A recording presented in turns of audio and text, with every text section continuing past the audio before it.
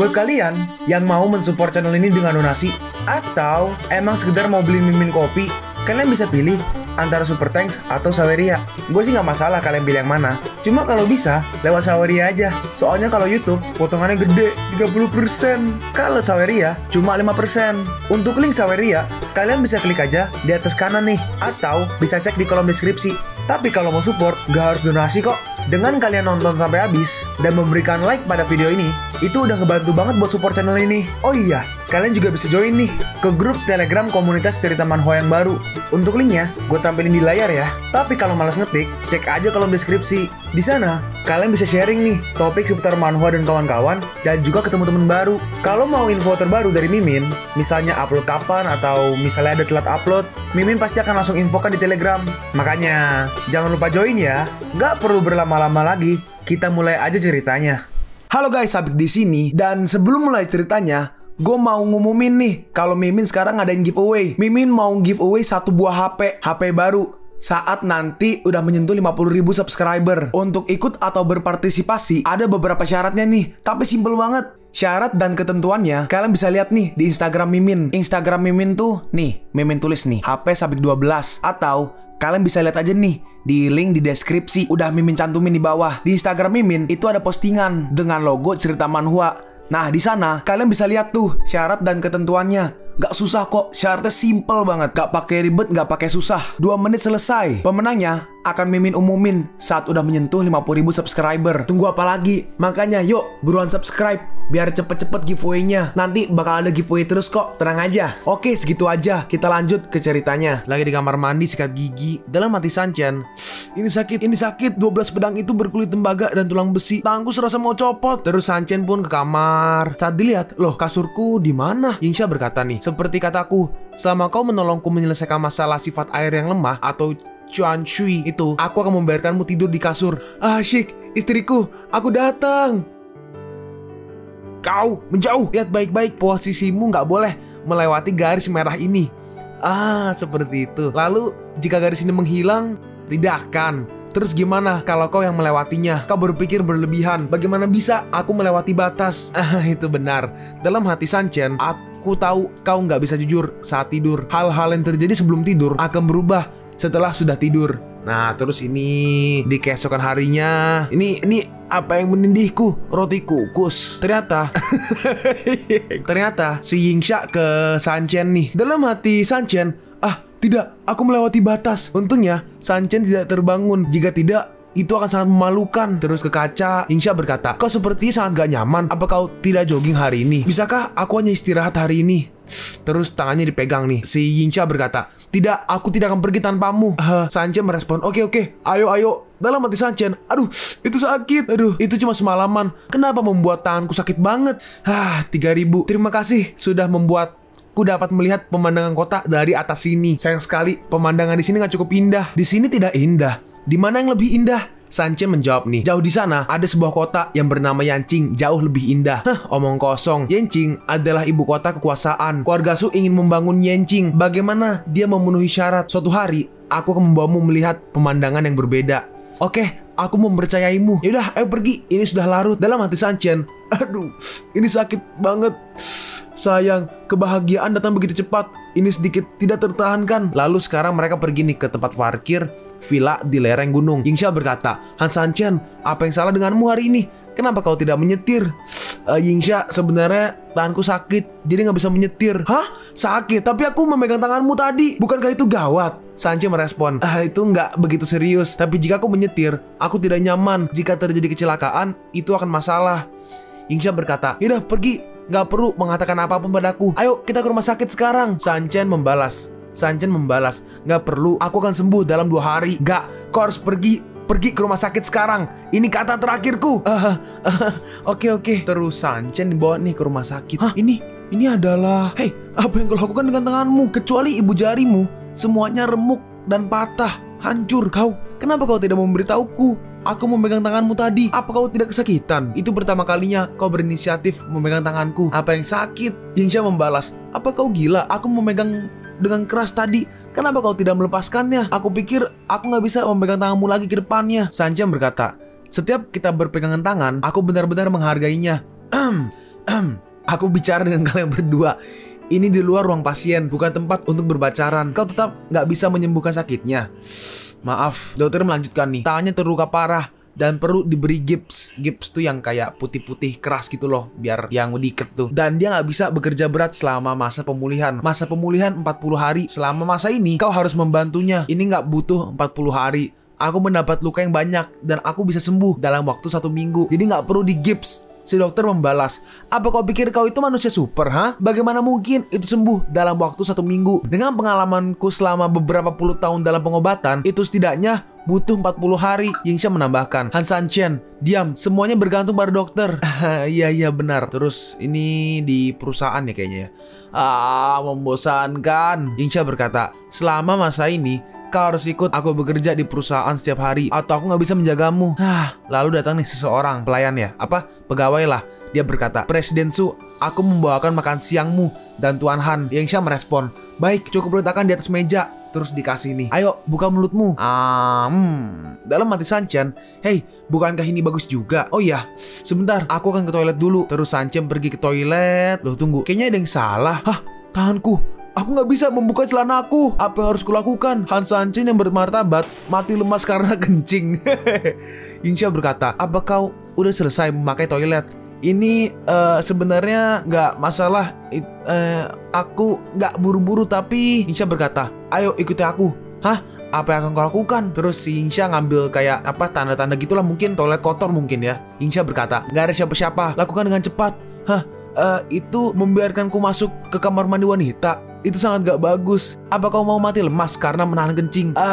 Itu biar aku menolongmu. Dalam hati Sanchen sangat memalukan. Bukankah itu akan dibukakan Su Yingsha selanjutnya? Terus ini dibantuin sama Yingsha nih. Terus si Sanchen berkata, loh ini malah bengkok dan aku mengencingi sepatuku. Yingsha merespon, maaf, aku gak bermaksud begitu. Nah terus selesai kencingnya harusnya. Ya selesai lah. Terus si Sanchen pergi menemui Moyang.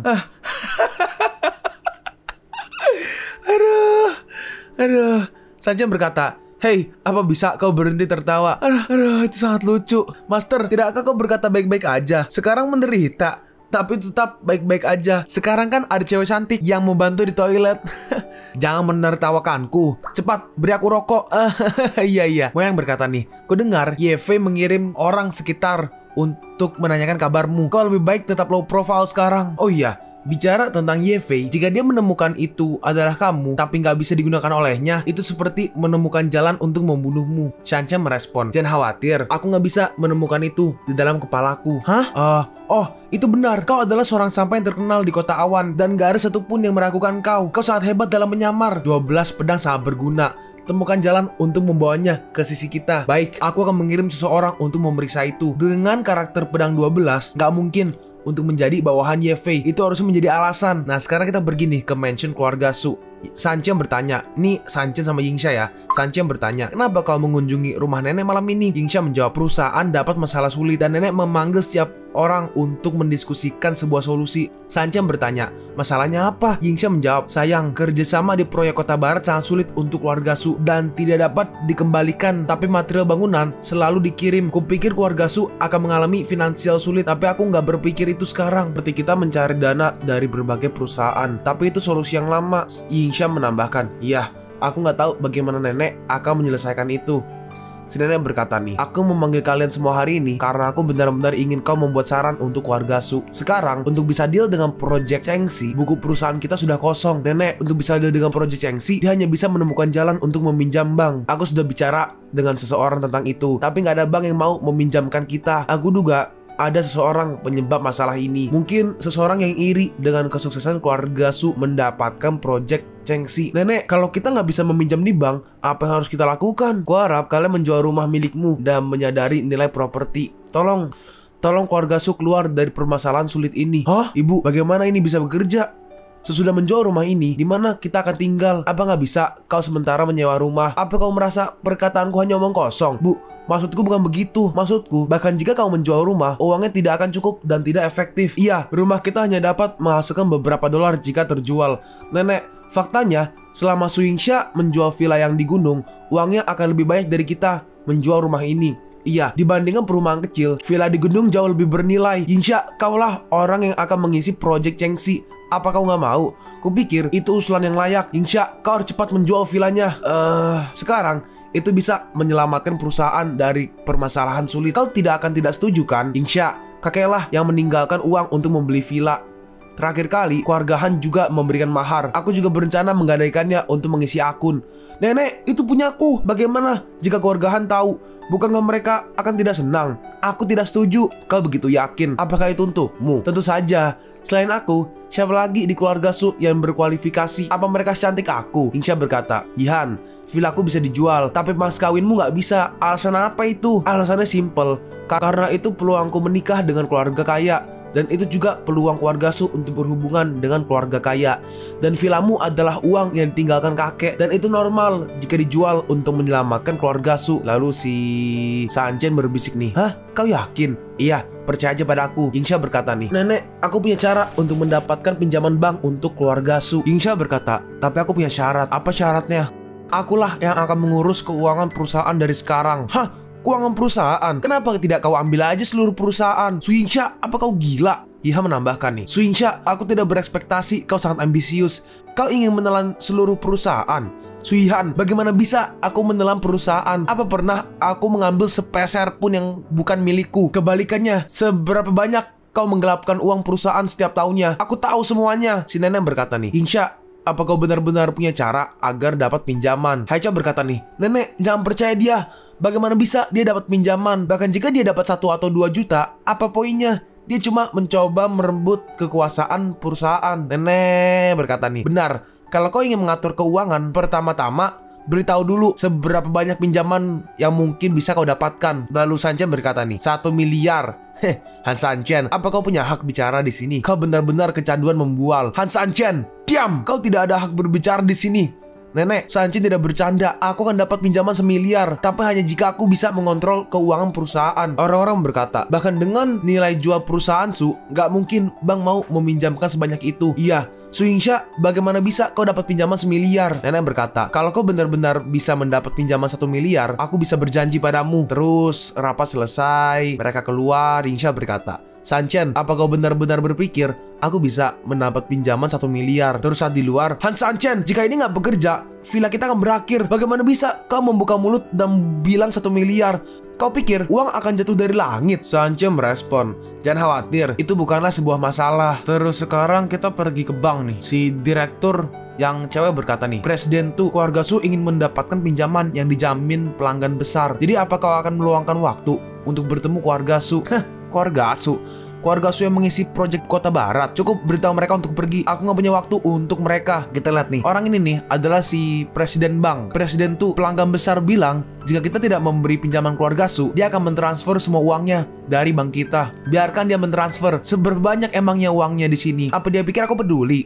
Si direktur menjawab nih, tapi presiden tuh dia punya aset yang nilainya 10 miliar. Hah? 10 miliar? Ayo, cepetan, atur sekarang. Abaikan semua formalitas dan siapkan kontrak.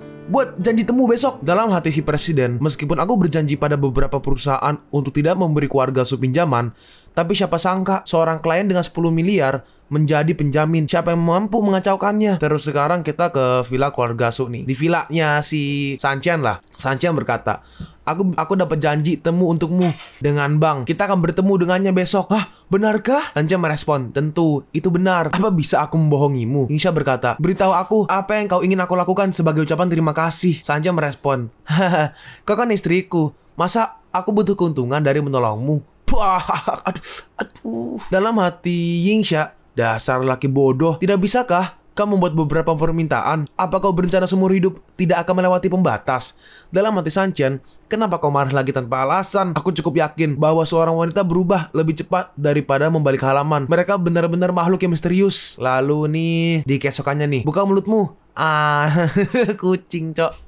Si Changlang berkata, Han Sanchen, karena tanganmu terluka, ada baiknya diam di rumah aja. Yingsha merespon, Ibu, Sanchen harus pergi ke perusahaan denganku. Kalau tidak, siapa yang akan menjaganya? Bukankah kau akan pergi ke bank untuk menegosiasikan pinjaman? Itu nggak nyaman membawanya denganmu. Kami akan tinggal di rumah. Apa kau khawatir dia mati kelaparan? Sanchen berkata, pergilah. Aku juga ingin beristirahat di rumah. Terus Sanchen pun di rumah dan Yingsha pun pergi nih.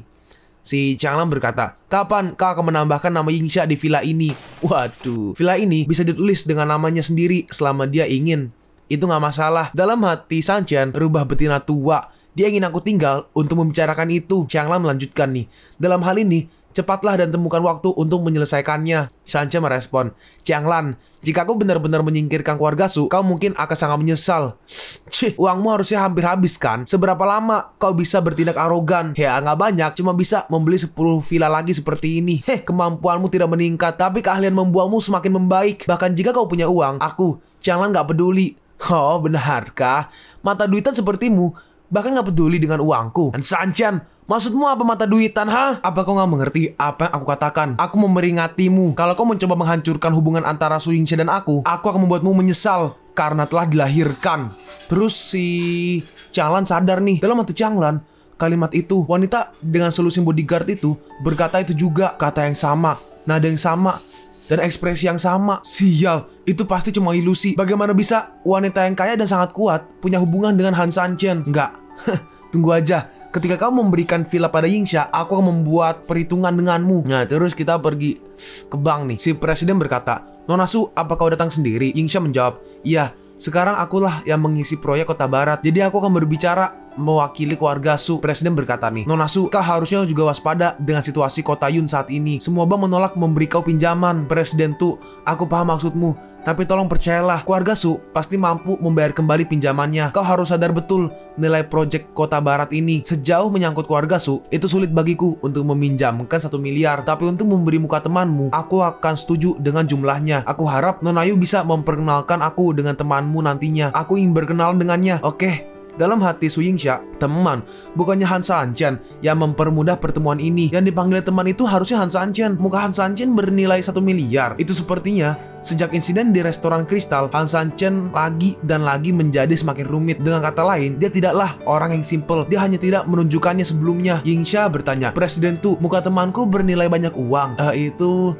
Nona Su, kalau kau punya pertanyaan lainnya, kau bisa menanyakannya pada temanmu. Aku beneran gak tahu apapun. Lalu Su Yingsha pergi nih. Si presiden berkata, sayang, bank perusahaan yang tidak akan puas denganku sekarang.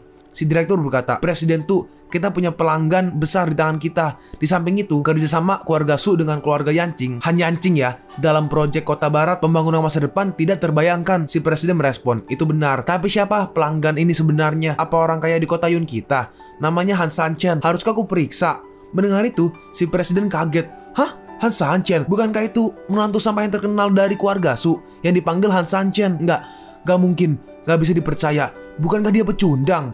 Mungkin cuma namanya yang sama. Lagi pula, keluarga Su tidak pernah memberikan perhatian pada menantunya yang gak berguna itu. Jika itu beneran orang yang sama, bagaimana bisa Han Sanchen menolong keluarga Su?